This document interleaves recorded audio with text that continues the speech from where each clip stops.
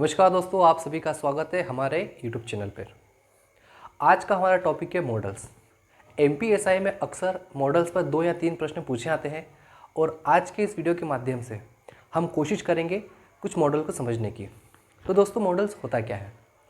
Model उस परिस्थिति को बताता है जब स्पीकर जिस तरह से व्यवहार करता है, या फिर हमारे जीवन में हम समझ सकते हैं कि हमारे जीवन में कई बार कुछ बाध्यताएं होती है, कुछ आदेश हम देते हैं तो कुछ लेते हैं, तो कई बार हम संभावनाओं को बताते हैं।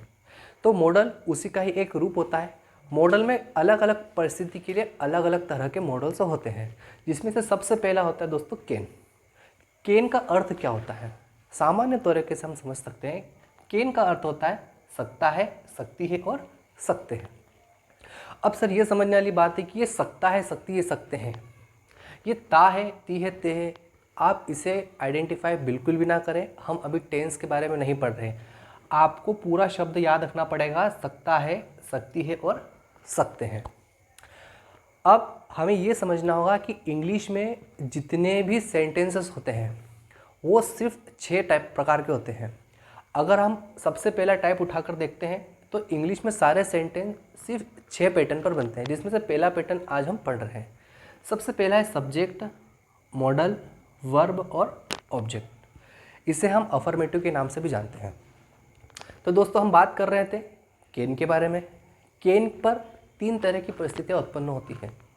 हमें इन तीनों परिस्थितियों को समझना होगा। सबसे पहली परिस्थिति है क्षमता।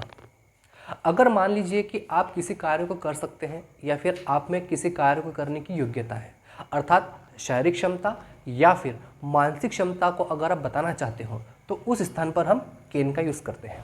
जैसे you can do the work. आपने देखा होगा यहाँ पर कि यू कैन डू वर्क मतलब आप यह कार्य कर सकते हो या फिर आप काम कर सकते हो। For example, I can read, I can study, I can run. ये सभी परिस्थितियाँ हमें क्षमता के बारे में बता रही है। अगला होता है दोस्तों अनुमति के बारे में। कई बार हम अनुमति देते हैं तो वहाँ पर हम कैन का यूज़ करते हैं। याद रखना, ये अनुमति में वाली नहीं है। हम आगे आने वाले मॉडल में हम क्लियर करेंगे कि अनुमति में की क्या होती है और कैन की क्या होती है। दोनों के बारे में अंतर भी समझेंगे। फिलहाल मैं आपको बताना चाहूँगा कि कैन का यूज़ अनुमति देने के लिए होता है और ये अनुमति बड़ी ही पोलाइट होती है। जहाँ पर पोलाइट अनुमति होती है या फिर पोलाइट परमिशन होती है, वहाँ पर हम कैन का यूज़ करते हैं। जैसे यू कैन सिट हियर, आप यहाँ पर बैठ सकते हैं। अगला है यू कैन गो, आप जा सकते हैं। अगला है परिस्थितियों के अनुकूल होने के कारण उत्पन्न संभावनाएं। जैसे you can play badminton not cricket in this field.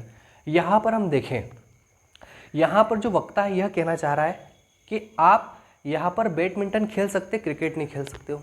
इसका कारण सीधा सा है, क्योंकि जो ग्राउंड है वो इतना बड़ा नहीं है कि आप वहाँ पर क्रिकेट खेल लो।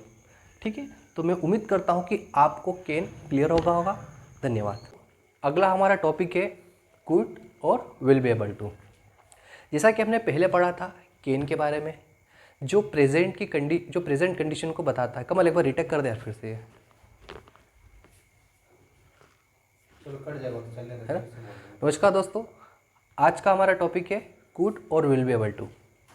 जैसा कि हमने पिछली बार पढ़ा था कैन के बारे में, जो वर्तमान की क्षमता को बताता है। आज हम बात करेंगे भूतकाल की क्षमता को बताने के लिए किस मॉडल का यूज़ करेंगे। तो भूतकाल की क्षमता बताने के लिए हम कुड का प्रयोग करते हैं, जिसे सकता था, सकती थी, सकते थे।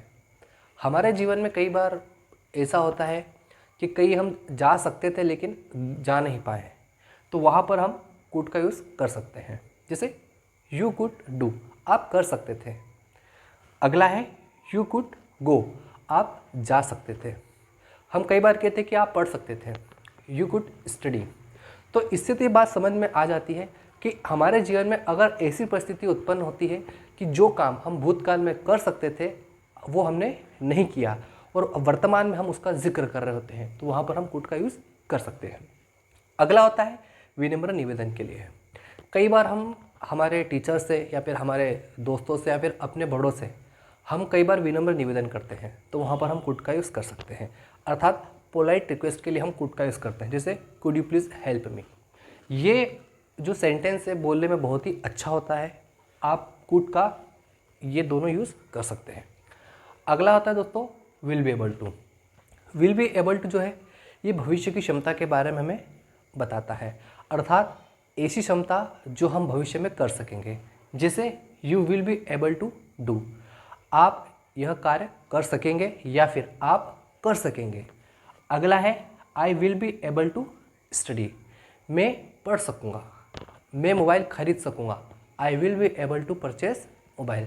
आई will be able to go to Indore, ये विल बी एबल टू के बारे में हमें समझ में आता है। तो दोस्तों आज हमने समझा कैन, कुड और विल बी एबल टू।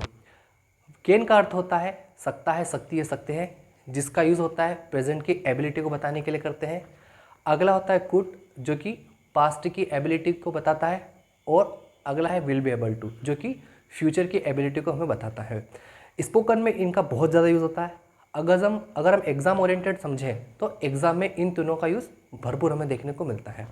और एक बात ध्यान रखिएगा दोस्तों, मॉडल ही पूरी इंग्लिश ग्रामर का एक ऐसा टॉपिक है जिसमें वर्ब की फर्स्ट फॉर्म ही यूज़ होती है। उम्मीद करता हूँ कि आपको मेरा लेक्चर अच्छा लगा होगा। धन्यवाद।